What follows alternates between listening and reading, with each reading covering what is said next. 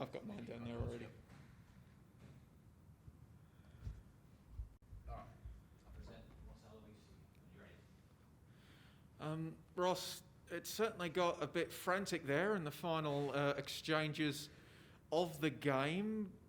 What sort of immediate reactions do you have to what just transpired out there? All I can say is that I'm extremely proud of the players for the effort that they put in tonight. They never gave up. We kept Melbourne victory to one shot on target, and that was the goal. Our goalkeeper didn't make a save. We scored 2 goals. We could have had another 2 on set pieces. That one hit the crossbar, and Jacob Tratt should have scored in the first half. It wasn't our best game, but the possession stats were still very, very even. But I must say that to come back against Melbourne victory in Melbourne, league leaders, and score 2 goals after they scored their goal so late in the game is something to be proud of. Well, notice you are saying 2 goals there. So in your view, the first one should have stood, shouldn't have been wiped out? Well, in my opinion, Stefan Mork's headed the ball. He's gone to ground. That's part of the game. He's not standing in front of the keeper. He's not blocking him. It just happened that he was there, and we scored Javi Lopez scored a cracking goal. I'm told that it didn't go to VAR. I don't know if it did or if it didn't, but we've got to accept it and move on, and happy with the result that we got anyway. There was also, in the aftermath of Craig Goodwin's cracking goal in the end, the way he connected with it, but Isaias also received a second booking and a red card, which means he'll be suspended for your next game. Why was he given that booking? I will speak to the club. I spoke to Isaias. He said he spoke in Spanish and said "vamos." The referee, he asked the referee why he gave him the yellow card, and he said, "You can't scream in my face like that." Then after, I was told, and I don't know if it's true or not, but I was told that the referee thought that he said F off, and Isaias is 100% certain that he never ever said that, and I'll speak to the club and see if we can appeal that second yellow card. And just to comment on Bernardo, I mean, a second start in a row, filling in obviously with Ben Halloran on the way out. I guess a little bit of a comment on how he played today. Yeah, Bernardo, look, he's a young player. He's very, very good. Very good player. But like all young players, you're going to have inconsistencies, and he was very dangerous on the counter tonight for us. He is starting to understand our structures defensively better, but he's got a big future ahead of him. Just trying to get through everything that transpired in those last exchanges. We also had Josh Cavallo had to come off, and also Louis Dorigo looked like potentially a serious concussion to Louis Dorigo. Do you have an update on both of their health? Josh he had concussion. He's blurry in one eye. Louis has been tested as I was walking out for concussion, but it was his knee that he came off for. Structurally, it seems okay, so we're hopeful that he'll be okay for next week. Do you have any other injury concerns outside of those 2 late ones? No, everyone's fine.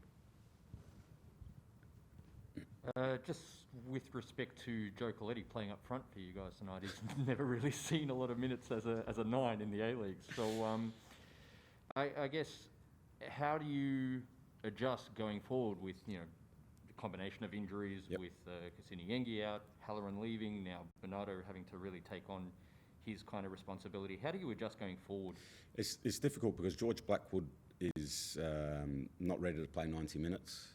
He's still got a fair way to go. We've had to put Joey Coletti, as we did on Wednesday night in the Cup game, as a second 10, and almost playing without a 9. But that's the way it is at the moment. Both of our strikers are missing. Mohamed Toure's out with COVID, and Yengi is out for, I think, 3 to 4 months. So that's where we're at the moment with the injuries up front. But we're hopeful that we get the foreign striker coming in very soon and the Aussie player on Monday or Tuesday. So with respect to the foreign striker, just following on, how, in terms of squad composition, who oversees all that from Adelaide's perspective? In what sense? In terms of, let's say, scouting, in terms of finalising who comes in, Who's Everything, responsible for that? everything goes through to Nathan Cosmina and Vito Brazil, and then they forward stuff on to Carl and myself, and we have a look at the player and assess whether he'll suit our style. We also do our homework on what type of character they are, and I think we got a little bit lucky with the striker, so hopefully he'll be in soon, and we've heard that he'll fit right in. Well, I mean, foreign striker, Aussie player coming in, I'll just be blunt in the chance that it might come off. Who are they? Who's who? The foreign striker and the Aussie player coming in. Look, that'll be an announcement for the club to make in sometime next week. And I think there was some talk about it in some interviews pre-game. We didn't get a chance to hear them. Is there an update on Stefan Malk's status? Reports that he's off to Japan? Yeah, at the moment, he should be with us until the end of January, and if he does decide to go, then it'll be after then. But yeah, that's about as much as we know at the moment. So he hasn't actually sealed an agreement As to leave far yet? as I know, no. And just lastly, you mentioned Mo Toure out with COVID. Any indication about when he'll be back? I think he's back on the 10th. There you go.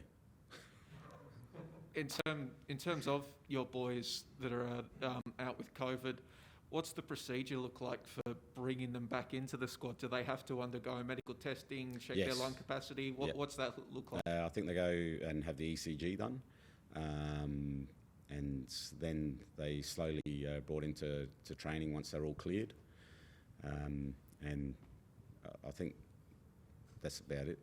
Yeah. So obviously you played the Victory early in the week. You put in a good fight. So did that give you any confidence coming into tonight you'd be able to compete with them?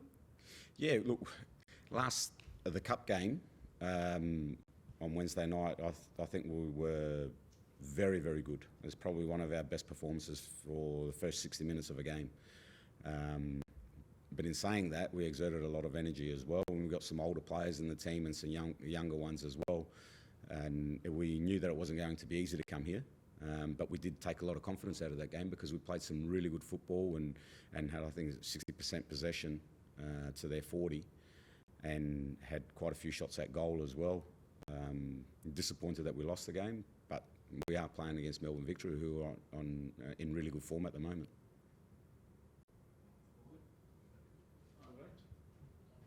Yeah, all good. Thanks, guys. Nice. Thank you. Thanks, mate. Thanks, guys.